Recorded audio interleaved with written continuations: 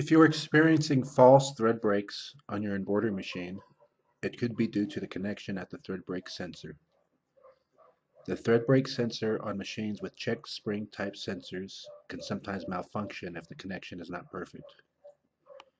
The thread break sensor is activated when the check spring touches a sensor long enough to activate it.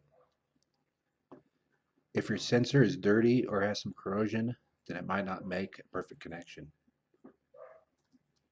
To fix this, use a piece of very fine sandpaper at the point where the check spring touches the sensor.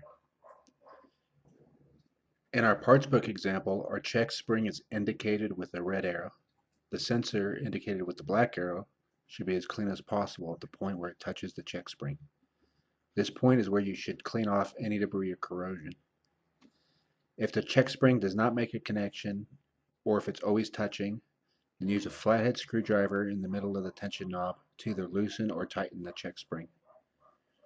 The screw to adjust is shown green on our tension base example.